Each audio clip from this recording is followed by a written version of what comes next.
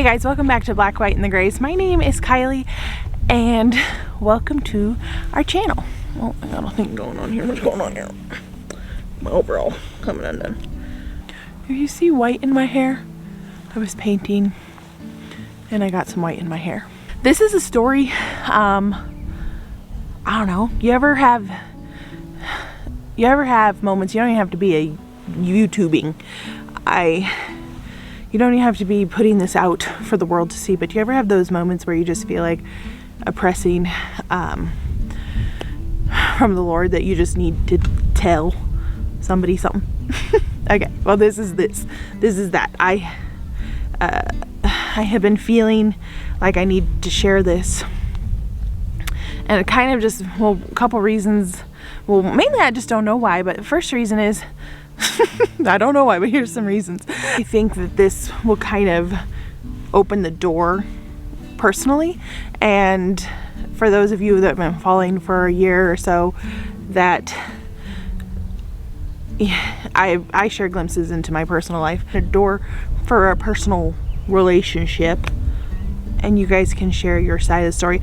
In the Christian terminology, I'm about to share what is called a testimony. I want to be the same with I am with my faith as I am with gardening, where I don't overcomplicate it, and I'm very upfront and honest with you, and very kind of make it easy to understand, because both things are not complex, and I feel they can be made to be that way. My testimony is something where it's like your come to Jesus moment, or how you became a Christian, or what brought you to Christ. And it's something that I never thought I had, as silly as it sounds. And I've heard speakers throughout my life that everybody has a testimony. And I'm like, well, mine is boring and dull and doesn't have much impact to change lives. But as I grew older and as I grew more mature and realized, no, everybody does have a testimony, as cheesy as it sounds. Mine's completely different than, say, my husband's. His testimony is more really powerful and kind of like really, really life-changing for him. And mine is just kind of subtle. And I thought it didn't have any weight. It was actually not that long ago. Within the last 7 years, we were going to this church, and the pastor, his testimony was very, very similar to mine. And it carried a lot of weight in my life because it was so similar. And because not everybody's come to Jesus moments are radical and wild and coming from the craziest parts of despair or whatever. Sometimes they look a lot similarly to mine. So I thought I would share it with you guys, and yeah, kind of open that line of communication up for you guys to be me being vulnerable with you through a camera. It's like the perfect thing for me. Did I ever tell you about the time? This is classic me getting off track. A circle around. That I've always wanted to be an actress. My mom took me to so many casting calls and so many play tryouts, and I would freeze up at every single one. I just would beg her to go though, and she kept taking me, and every time. So this is perfect for me because I just have to sit here in front of a camera and nobody else is here. So for me to share something personal like this is perfect. You are over there, can't see you, just my camera. So like I said, my testimony is a bit dull, but it is mine. So it is what it is. I grew up in a Christian home. I was raised Christian, went to church on Sundays, just kind of always have had that relationship with the Lord. I am not a religious person in the sense of a lot of Christians get labeled as religious, and some are. And that is, you do you. I find more of my faith comes from a personal walk and a personal relationship with God. I have slowly found that. And as I was growing up, it kind of felt like, I felt guilty for not reading my Bible. I felt guilty for not praying at the right time. I felt guilty for not praying before I ate. And all those things are good. But it doesn't make you more or less a Christian. Oh, didn't go to church this Sunday. Also doesn't make you more or less a Christian. If you're living your day-to-day life, because I know, how many Christians do you know out there that go to church on Sunday and then live their life like a complete heathen the rest of the week? Then on Sunday, go back to church. Oh, can't curse in a church. Can't talk about having sex before marriage in a church. But then they can talk about it freely outside of the church.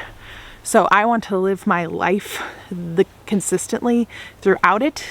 And I have learned that way through trial and error, raised with my family, with Christian values, was a Christian my entire life. It wasn't until I was in high school. Jesus was personal, but he wasn't like personal. I don't know if this makes sense, but he wasn't like the Lord of my life, and I hadn't surrendered my life completely to him until this point. And I was a senior in high school. Is it raining? And I was a senior in high school. And I had dated the same guy basically all through high school. This is the part where I'm like, this is kind of stupid. My testimony really is the pinnacle is with this one relationship who isn't my husband.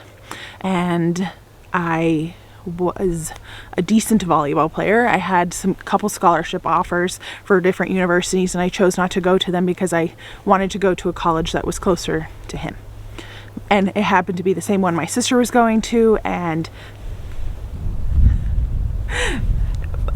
my parents had this fixer-upper apartment building that they were letting me work on and paint through the summer to earn my rent. I chose to go to that school instead of go and get my college paid for with volleyball because of this boy. I remember this one night, I was getting ready to bed and I was kind of just talking to the Lord, which was unusual for me. It wasn't unusual for me to pray, but it was unusual for me to be like, oh Lord, well, I don't know what spurred it, but I was like, man, if I ever didn't have this boy, Lord, I would have nothing but you. And I remember going to bed and looking back on that in hindsight, I was like, well, the Lord was like, got to get rid of that relationship because basically I had made it the Lord of my life, which was not healthy. And there was a point in that relationship where I remember not being totally invested in it and choosing to be. And so I was making that adult decision of choosing to love somebody and choosing to be with someone, thinking I was going to marry them, even though my values didn't necessarily align with his. And what ended up happening was the grace of God was he ended up ending the relationship after we graduated from high school. But we went to 2 different high schools. So we did a long distance. We moved a lot when I was younger. So I had lived at that town and we had moved away but kept the relationship. We had lived long distantly. We saw each other very often, so it wasn't really a distance thing. And I was moving to a college closer. So we were going to be within 15 minutes of each other in a few weeks. And he ended the relationship, and that very night I remember just turning everything over to the Lord. There's this song by Casting Crowns. It's called Praise You in the Storm. It was out a couple years at that point in time, and I remember just that whole night I was just down in our it was a basement, but it walked out onto our patio. It was this really cute little house. It was cute, really special house that we lived in, and I remember being in that, but I couldn't sleep that night, and I remember just being down there and just listening to this song over and over again and just worshiping the Lord, because remember a few months or weeks had passed since I had told the Lord, wow, if I didn't have this person, all I'd have, Lord, is you. I know it's a bit dramatic. I had my family still, and friends. Hey, Fraish. But that's the dramatic teenager I was, and it was actually true. I was putting that person on a pedestal where they really shouldn't have been, and the Lord should have been. But that night, and then I went through a really hard year after that. The spiritual connection wasn't there, but I had given my heart, and I had chosen to give my heart, and I think that's the key. When choosing to give my heart, like I was a teenager, and I think it does work out in some circumstances, but in that circumstances it was a very dangerous thing to do, but it's also the Lord used it, so I can't say I regret it at all. But I was deeply wounded, and the Lord through that year brought me to him. The way he ended it was telling me he did not love me anymore. And I think that's what stung the hardest at that point in life, because as a young girl, you're vulnerable, and you want to feel loved. And to have somebody that you've invested so much time in tell you that was devastating. But God is a God that heals. And as silly and as I keep saying this because I'm trying to justify it, but as it was real and hard for me at that time, and the Lord uses those times, doesn't matter what kind of walk of life you come from, whether it's like a story. I hope my husband does share one day about his testimony on here, and maybe he will, but like if there's a story like his or a story like mine, God comes to people where they are. He doesn't pick and choose and say, oh, well, you have a high school heartbreak. That's not as important as this person who's lost way more. That's the beauty of having a personal relationship with Christ, is that he cares about you, regardless of how small or how large the things in your life and the tragedies in your life are. To you, they're huge. And to me, that was huge. It was a devastating summer. I remember, because I told you I was having to work on that apartment to fix it up to earn my rent for the year from my parents, and I was painting that house, and I remember just being like painting it, and I'd be bawling my eyeballs out just that entire summer. I was a wreck.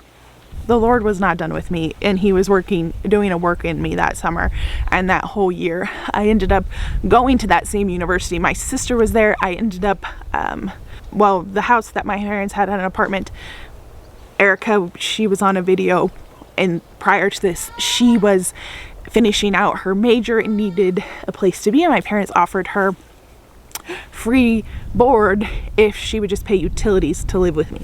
That year, Erica really gave her life to the Lord, and we were in this college group, which my sister and brother-in-law were in, and Trey was in, which is my husband. And he was actually the president of this college group at this time. The Lord had got a hold of him already and was doing a lot of good stuff in him at this point. And I come along heartbroken and sad and just kind of immerse myself into this Christian group and really get to find some healing through that year. But I would say I'm 100% healed from that, but it was a constant thing for a few years after, where it was even with the relationship with my husband, where it was when we were dating. We dated for 3 years, and things would come up, and I would have feelings and always think like, oh, if one day he's just going to choose not to love me, you know? So it was like silly things like that, but time and time again, that man,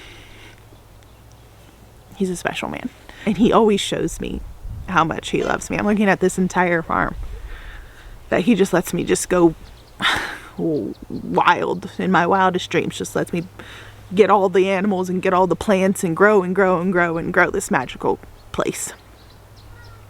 So that's probably another story. But so then after my parents moved back to Oregon the end of my freshman year of college. I only did 1 year of college. And so that was all in West Virginia. I met Trey. Then by the end of the year, it took me a year. I would go out on a few dates here and there but everything felt like a rebound. And I really didn't want anything super serious until felt like I was healed. So it was about a year later where Trey and I started dating. It was a year later. That was good. That was a good time. And then I moved back to Oregon, and I was here, and I worked like a dog. It was in 2009, which the recession was happening right then, and it was so hard to get a job because I wasn't going to school. I needed to get a job and work and pay bills, and I was 19, almost 20, and I ended up working. It was like, even to get like a barista coffee job, they wanted like 5 years of experience, because there was no labor shortage then. There was a job shortage, and trying to find businesses around here. This is a tourist destination, so of course this area gets affected really hard when there is a recession, because nobody wants to spend money on vacations or touristy things when they're trying to get food on the table. So this area was hit really hard. And so to try and find jobs, I remember I was working 3 part-time jobs and just trying to make ends meet. And I ended up finally getting one good full-time job. And I worked with Erica and her husband at a coffee shop in Sisters. One of my favorite jobs I ever had. And then then I ended up joining a program called Youth with a Mission, called YWAM. And this is where I felt like I really found out why I believe what I believe. Through Youth with a Mission, it's a 6-month program. You do 7 months program, and you do like 3 months, 3.5 months in your wherever you decide to go and do your discipleship training. And each week is a new topic. You really dive into like different religions and it's really kind of neat. You dive into obviously Christianity and do a deep dive into that. Then I did a secondary school, School of Biblical Foundations and Missions, and it was that school was a 3-month period of just diving into every single different religion or different everything from Islam to Mormonism to Catholicism to all the different types of religious things, Buddhism, secularism, all this stuff. And so you really got to be like, okay, why do I believe what I believe? And I found out why I believe what I believe through a lot of schooling. And so that year was a pivotal year. After I came back from that, Trey and I ended up getting married 6 months later. And yeah, basically it's kind of between the ages of 18 and 22, I really found my personal walk with the Lord between that relationship ending, between going and being in part of that college Christian group and seeking the Lord and really finding who he is, and then going into YWAM and being like, this is why I believe what I believe. I've looked at this, and this other religion, and this is why I don't believe in that, and this is why I totally believe in Christian. Like, I totally believe that Jesus is the Son of God. He is the one true God. So there you have it. There's my little testimony of how I really became the Lord of my life, and I really did the work to find out why I believe what I believe and why my parents believed what they believe and taught me. And I think it's good. I feel like questioning your faith is a good thing to find out the key, because otherwise you're just kind of moseying through life not knowing why you believe what you believe and just doing it because it's your parents' religion. And I really wanted to find it, and it came about in different ways. So that is my story. That is my testimony. That's how that's how I fell in love with the Lord. Brought me through things. And then later in life, more of my story is still being formed when we adopted our boys. And oh, dear Lord, did I need Jesus then. You know what I'm saying? It was a hard time. That it will be a video coming up. I didn't think I'd be sharing much of that story and kind of wanted to leave it out of this, but it just is like, it's one of those same things as my testimony and the video that was out before this. It's like these feelings I have in me, and I just need to do it. Thank you guys for following along with us. If you have any questions, you can comment them down below. There you go. Thank you for watching, guys. Be sure to subscribe, and I will see you on my next video. Bye, guys.